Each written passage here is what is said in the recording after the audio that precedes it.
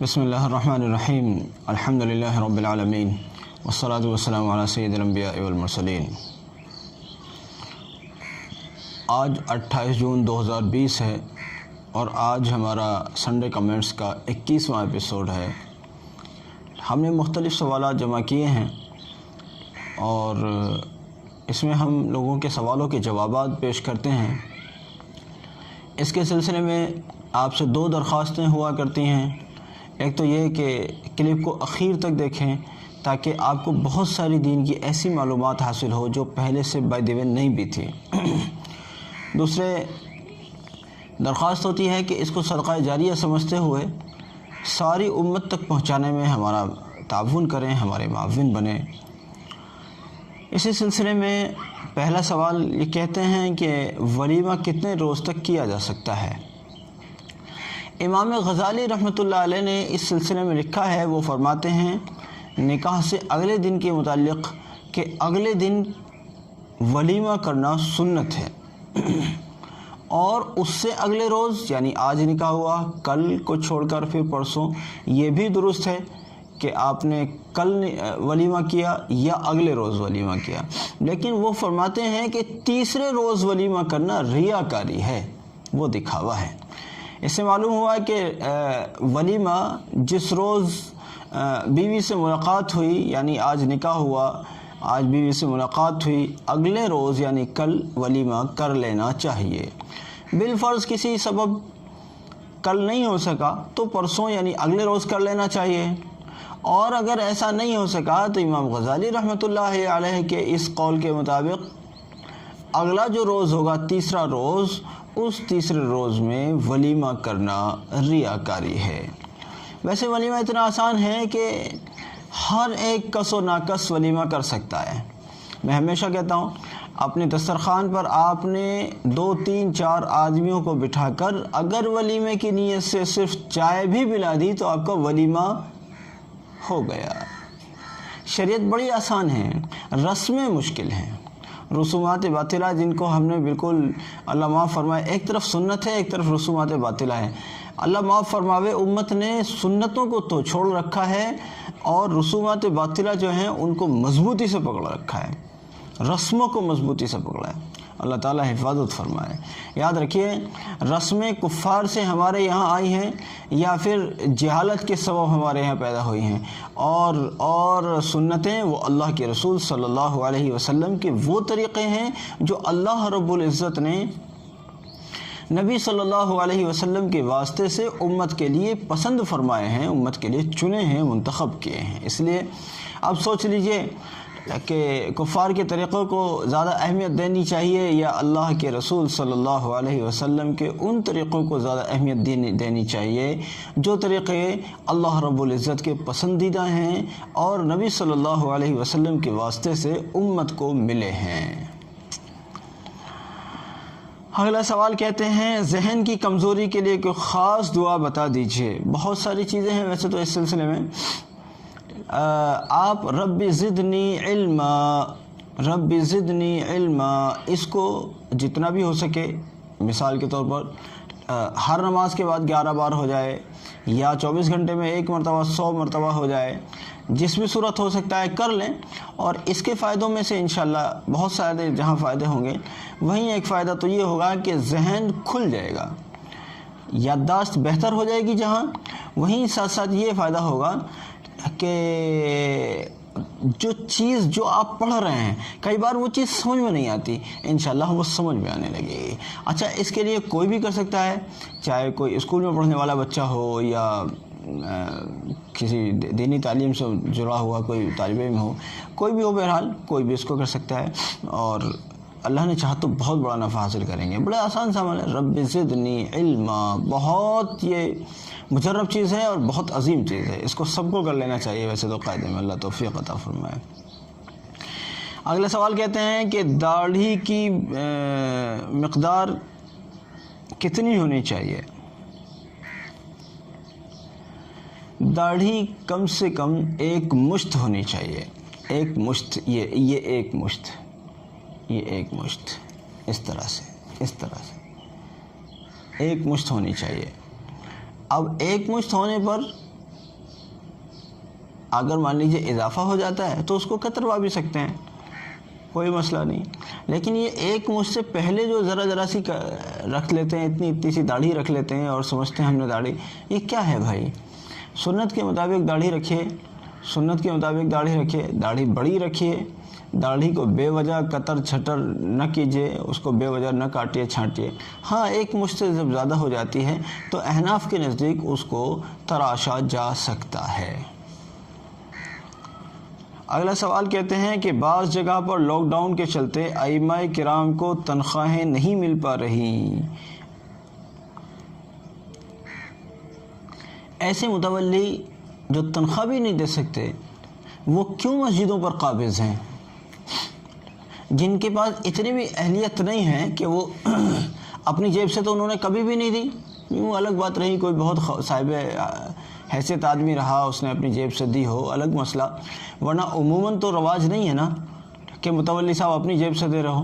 متولی صاحب یا تو قوم سے وصول کر کے دیتے ہیں، یا بائی دی وے مسجد کا کوئی ایسا مستقل کوئی ذریعہ آمد ہو، کوئی مارکیٹ وغیرہ یا کوئی ایسی املاک کئی بار وقف کر جاتے ہیں لوگ، اس کی کچھ آمدنی ہوتی ہو، بائی دی وے اس میں سے دے دیا، وہ الگ بات ہے، لیکن عموماً متولی صاحب اپنی جیب سے تو نہیں دیتے نا۔ اب جب قوم سے وہ وصول ہی نہیں کر سکتے اور امام صاحب کو تنخواہ نہیں دے سکتے تو پھر کوئی ضروری تو ہے نہیں کہ آپ ہی متولی بنیں۔ مجھے اس موقع پر سلطان صلاح الدین ایوبی رحمۃ اللہ علیہ کا ایک قول یاد آتا ہے، وہ آج کے متولی اس کو ذرا بہت اچھے سے سنیں۔ حضرت سلطان صلاح الدین ایوبی رحمۃ اللہ علیہ کے خلاف جہاں باہر والوں کی یوروشیں تھیں، وہیں اندر والوں کی بغاوتیں اور اندر والوں کی شرارتیں بھی تھیں۔ سلطان ایوبی رحمۃ اللہ علیہ فرمایا کرتے تھے، اگر مجھے یہ معلوم ہو جائے کہ فلانا شخص مجھ سے اچھا اس کام کو کر سکتا ہے جس کام پر میں لگا ہوا ہوں، اور مجھے یقین دلا دے کہ میں صلیبیوں سے لازمی طور پر بیت المقدس کو آزاد کرا دوں گا انشاءاللہ، تو میں ابھی کے ابھی تیار بیٹھا ہوا ہوں اس کام کے لیے کہ میں اپنی اس سیٹ کو جس پر میں بیٹھا ہوا ہوں، اس مسند حکومت کو ابھی کے ابھی اس کے حوالے کرنے کے لیے تیار ہوں۔ ہمارے یہاں یہ ہوتا ہے کہ ہم سے لاکھ درجے قابل آدمی بھی ہو، لیکن جو کرسی ہمارے ہاتھ آ گئی بس اب وہ کسی کو نہیں جائے گی، چاہے اس کے ہمارے مقابلے میں اس کرسی پر بیٹھنے والے چاہے خوب لائق فائق لوگ بھی مل گئے ہوں، لیکن نہیں صاحب کرسی تو ہمارے ہی پاس رہے گی۔ یاد رکھیے کرسی ہمارا خدا نہیں ہے، ہم کرسی کو اپنا خدا نہیں بناتے، جس طرح سے ہم دکانوں اور کاروباروں کو اپنا خدا نہیں بناتے۔ ہم کہتے ہیں کہ رزق اللہ دے گا، اب وہ کہاں سے دے گا یہ اس کا مسئلہ، ہم نے کاروبار صرف اسباب کی حد تک اختیار کیا ہے، باقی نگاہ ہماری اللہ پر ہے۔ اسی طرح سے کرسی کے متعلق یہ ہے کہ کرسی کے اصل حقدار ہم نہیں ہیں، بلکہ اصل حقدار وہ ہے جو اس کا اہل ہے۔ جب تک نہیں تھا کوئی اہل، جب تک چلیے ہم بیٹھے تھے، اب اگر ہمیں معلوم ہوا کہ ہم سے زیادہ کوئی لائق فائق آدمی آ گیا ہے جو اس کرسی کا حق ہم سے زیادہ بہتر طریقے پر ادا کر سکتا ہے، تو اب اس کے حوالے اس کو کر دیا جائے۔ ایسے ہی مسجدوں کا مسئلہ ہے، میں دیکھتا ہوں اللہ معاف فرمائے، اب تو اب پتہ نہیں کیسے لوگ مسجدوں پر قابض ہو گئے، پورے شہر میں ایک آدمی ایسا نظر نہیں آتا کہ صاحب یہ لائق آدمی ہے کہ یہ متولی بنے۔ کئی کی داڑھیاں ہی نہیں ہیں، اکثر کی داڑھیاں ہی نہیں ہیں، ان سے پوچھو کون ہے؟ مسجد کے متولی صاحب۔ استغفر اللہ، جب تم سنت کے بھی لائق نہیں ہو، سنت کے بھی لائق نہیں ہو، تمہیں متولی بنایا کس نے؟ پہلا سوال ہے تمہیں متولی بنایا کس نے؟ تمہارے اندر قابلیت کون سی دیکھی قوم نے جو تمہیں متولی بنایا؟ صرف محلے کا دبنگ آدمی، چاہے وہ سنت کا جنازہ نکالتا ہو، ایسا آدمی ہماری نگاہ میں ہرگز بھی مسجد کا متولی ہونے کے لائق ہو ہی نہیں سکتا۔ پہلے اس کو سنت اور شریعت کا پابند بنائیے، اس کے بعد کی بات ہے یہ کہ وہ متولی کے لائق بنتا یا نہیں بنتا۔ اب جب نااہل لوگ مسجدوں کے متولی بن گئے ہیں تو ان سے کیا امیدیں رکھیں گے کہ یہ تنخواہیں دیں گے؟ پہلے ہی سے جو اماموں پر ظلم ہے متولیوں کا، چند ہزار روپے تنخواہ دے کر، یہ اس کی وجہ یہ ہے کہ ان کے علم کی کوئی وقعت ہی نہیں ہے۔ اگر علم کی وقعت ہوتی تو امام صاحب کی تنخواہ بھی ان کی حیثیت کے اعتبار سے ہوتی، لیکن جب علم کی کوئی وقعت ہی نہیں ہے نعوذ باللہ ان کی نگاہ میں، تو اس لیے سوچتے ہیں کہ جی 6,000 لے لو، 7,000 لے لو، 10,000 لے لو، 12,000 لے لو، بس یہ تنخواہیں ہیں۔ اچھے شہروں میں 10-12 ہزار تنخواہیں ہوتی ہیں، جبکہ وہاں اگر ایک کمرہ لینے کو چلو تو 10-12 ہزار میں کمرہ بھی نہیں ملتا۔ اب بیچارے امام صاحب کیا کریں گے؟ اس لیے میں قوم سے بار بار اس بات کو کہا کرتا ہوں، ایسے متولیوں کی چھٹیاں کرو جو سنت اور شریعت کے پابند نہ ہوں۔ دوسری بات، ائمہ کرام کے حقوق کو نہ پہچانتے ہوں۔ لاک ڈاؤن میں اماموں کے ساتھ جو ظلم ہوا ہے، میرے خیال سے سب سے زیادہ ظلم دینی تعلیم، جو دینی علوم رکھنے والے حضرات ہیں، علماء قسم کے حضرات، ان کے اوپر سب سے زیادہ ظلم ہوا ہے۔ مدرسے بند ہیں، آمدنیاں ان کی ہوئی نہیں، وہ تنخواہیں کہاں سے دیں؟ مسجد کے متولی، ان کے نزدیک اماموں کی کوئی حیثیت ہی نہیں، پہلے ہی سے تنخواہ نہیں دے رہے تھے، وہ 5-7 ہزار روپے دے کر احسان فرما رہے تھے، اب لے دے کر بیچارے وہ کچھ دے بھی رہے تھے، چلو تھوڑا دال روٹی امام صاحب کی نکل رہی تھی، اب لاک ڈاؤن کا بہانہ مل گیا، اب وہ بھی ختم ہوئی۔ اب کوئی مجھے بتائے کہ امام صاحب اپنے 10 بچوں کو لے کر کیا کریں؟ امام صاحب اپنے ان بچوں کو کیا کھلائیں؟ نہ تو کوئی اور اوپر کی آمدنی ہے، اور نہ متولی صاحب تنخواہ دینے کو تیار ہیں۔ بچے کہاں جائیں امام صاحب کے؟ امام صاحب خود کہاں جائیں؟ کیا کھائیں وہ؟ اپنے بچوں کو کیا کھلائیں؟ میں نے تو ایسا خوب دیکھا ہے کہ محلوں کے اندر نام پوچھ کر اور حالات پوچھ کر لوگوں نے مددیں کی ہیں، ماشاءاللہ، بہت اچھی بات، اللہ انہیں جزائے خیر دے، لیکن ان کا خیال میں بھی نہیں گیا۔ میں خود گواہ ہوں اس بات کا، میں نے خوب دیکھا ہے اس چیز کو، ان کے وہم و گمان میں بھی نہیں یہ والی بات گئی کہ مسجد کے امام صاحب کی تو کوئی ضرورت ہو سکتی ہے، چلو ایک عدد ان کو بھی پہنچایا جائے۔ اکثر ایسا نہیں ہوا، اکثر ایسا نہیں، کم سے کم ہمارے یہاں ایسا نہیں ہوا۔ جس حلقے میں میں نے دیکھا اس حلقے میں ایسا نہیں ہوا، اماموں کی مدد نہیں کی گئی۔ ہاں کچھ اللہ والے ایسے رہے ہوں جنہوں نے ڈھکے چھپے کچھ کیا ہو، وہ مجھے نہیں معلوم، لیکن جاگتی آنکھوں میں نے ایسا نہیں دیکھا کہ کسی امام کی مدد کی گئی ہو۔ اب تنخواہ بھی نہیں بیچارے کو دے رہے، اور کسی اور لحاظ سے بھی اس کی مدد نہیں کی جا رہی، جس لحاظ سے سب کی جا رہی ہے اس لحاظ سے بھی اس غریب کی مدد نہیں کی جا رہی۔ مجھے بتائیں آخر اس نے کوئی گناہ کر دیا کہ آپ کی مسجد کا امام ہے؟ یہ کوئی گناہ ہو گیا؟ وہ تو اللہ کا فضل منائیے کہ اس بار نکاح بہت ہوئے ماشاءاللہ، تو کچھ ان لوگوں کی دال روٹیاں چلی، ورنہ تو کتنی مشکل میں وہ آ جاتے ہیں۔ اماموں پر ظلم کرنے کے نتیجے یاد رکھیے قوم کے حق میں اچھے نہیں ہوں گے۔ اللہ والوں پر ظلم کرنے کا نتیجہ قوم کے حق میں اچھا نہیں ہوگا، ابھی تک اچھا ہو بھی نہیں رہا ہے۔ سب سے زیادہ ٹائٹ حالات صوبہ یو پی کے ہیں، اتنے ٹائٹ حالات دوسری جگہوں کے نہیں سننے کو ملتے جتنے حالات یہاں کے خراب ہیں۔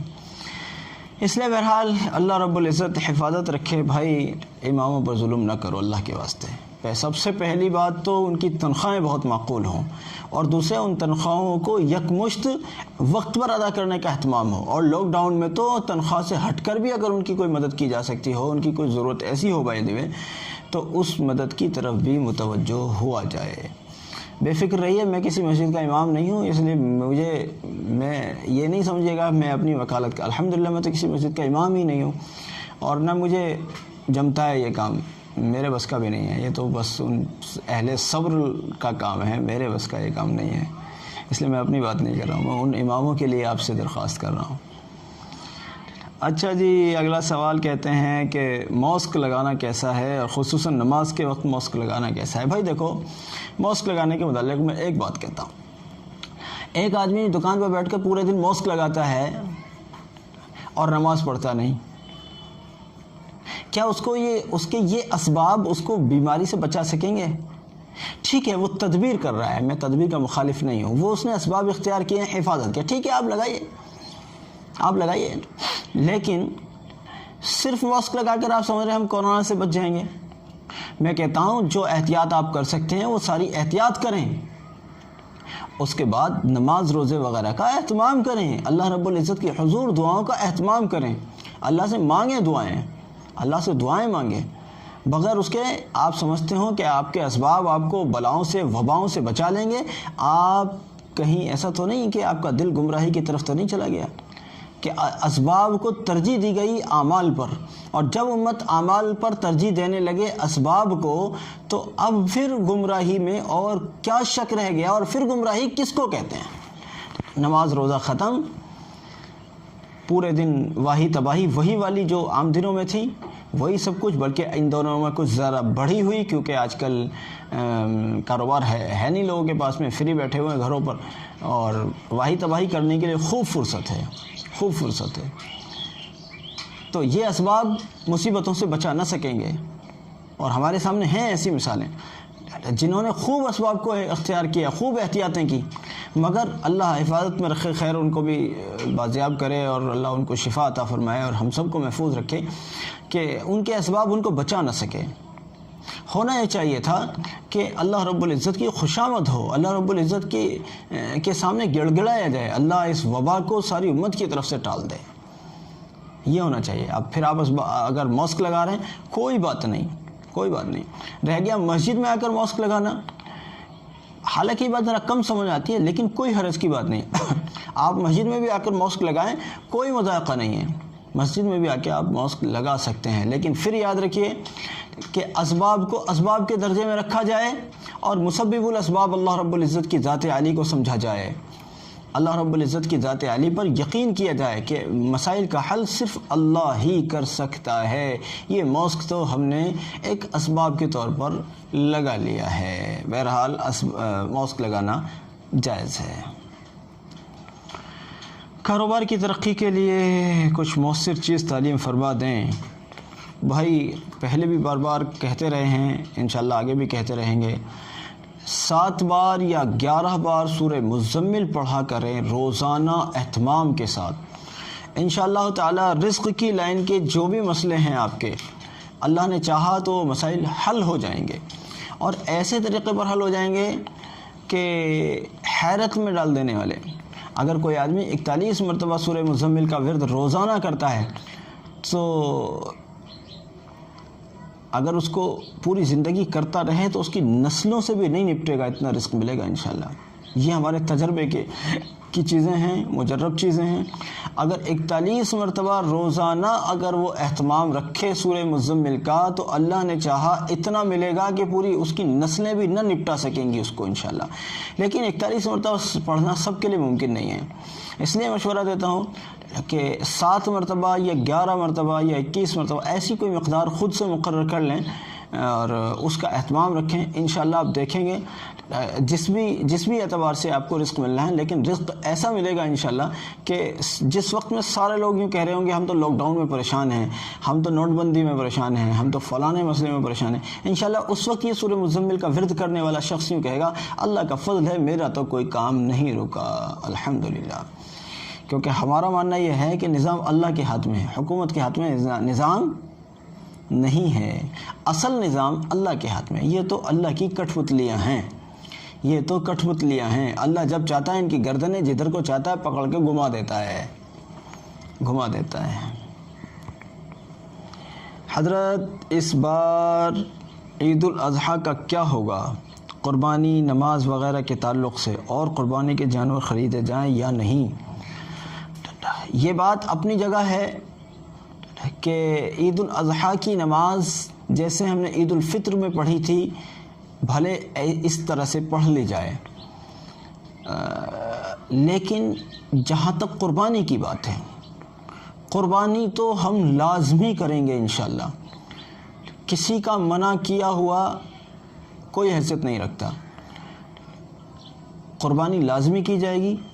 قربانی کے جانور لوگ خریدنا شروع کر دیں، جن کی جو بھی ترتیب ہے، کچھ لوگ پہلے سے خرید لیتے ہیں، کچھ لوگ عین وقت پر خریدتے ہیں، تو جو پہلے سے خریدتے ہیں وہ خرید لیں، اور جن کو عین وقت پر خریدنا ہوتا ہے وہ بھی ان کو بھی مشورہ یہ ہے وہ تھوڑا سا پہلے خریدیں، کیونکہ اس بار جو ہفتے واری بازار وغیرہ تھے جن سے جانور حاصل ہو جاتے تھے آرام سے آسانی کے ساتھ، وہ بازار تقریباً بند ہی ہیں، تو اس بار تھوڑی مشکلات کا سامنا ہے، اس لیے اپنے جانوروں کی فکر کریں۔ قربانی کے سلسلے میں ہم ہرگز بھی صلح نہیں کریں گے، قربانی ہم ضرور کریں گے انشاءاللہ، قربانی کے سلسلے میں ہم نہیں سنیں گے کسی کی۔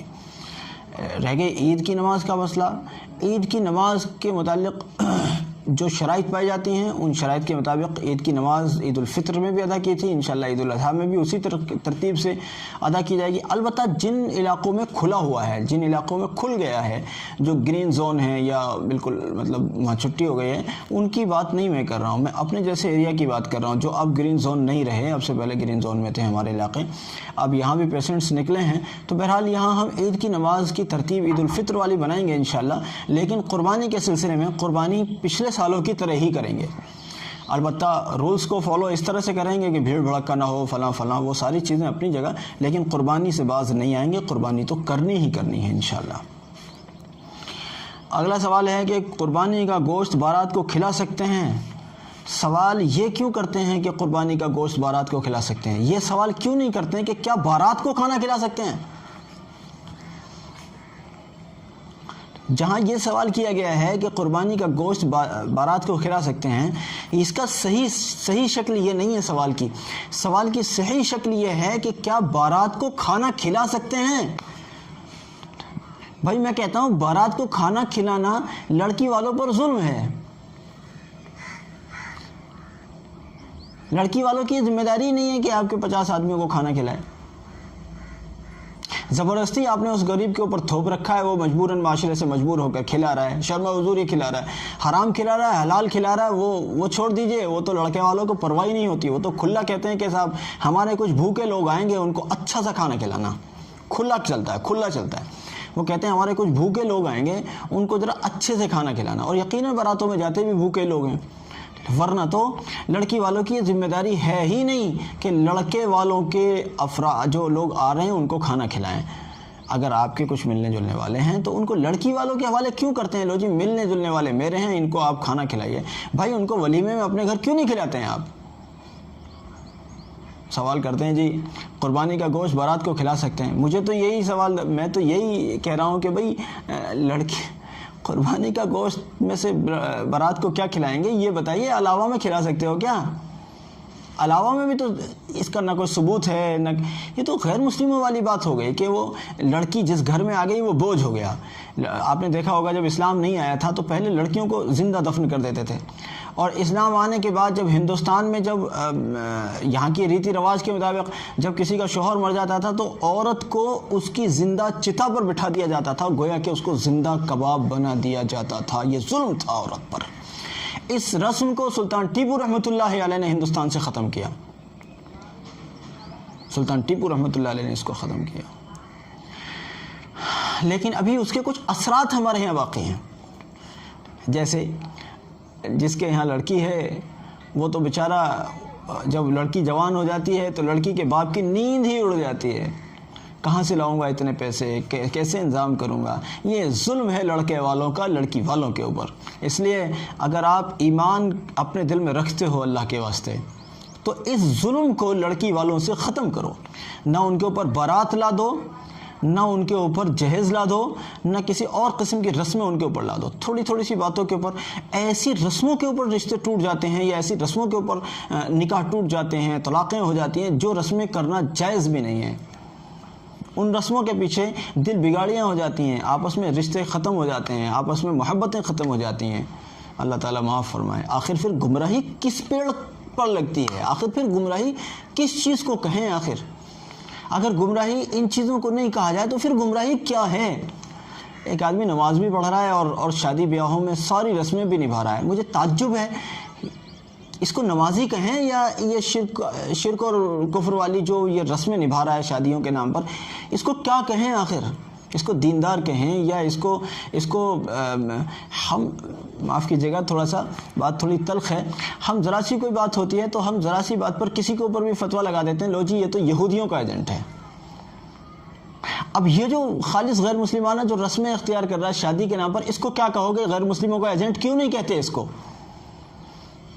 یہ اللہ کے رسول صلی اللہ علیہ وسلم کی سنتوں کو چھوڑ کر خالص غیر مسلموں جیسی رسمیں اختیار کر رہا ہے، آخر اس کو غیر مسلموں کا ایجنٹ کیوں نہیں کہا جاتا؟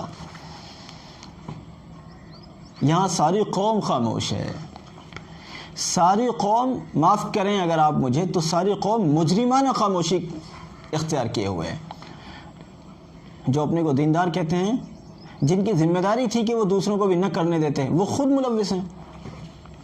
کوئی زیادہ ہی بیچارہ اللہ کا بندہ ہوگا، زیادہ ہی خاص نیک آدمی ہوگا تو اس کی تو میں بات نہیں کرتا، ورنہ جو چھوٹے موٹے ہماری گلی کوچوں میں جو دیندار پھرتے ہیں، ان میں کا کوئی خوش نصیب آدمی ہوگا جو بیچارہ اس طرح کی رسموں سے بچا ہوا ہوگا، ورنہ سب لگے پڑے ہیں لائن میں، باتیں دیکھو لمبی لمبی۔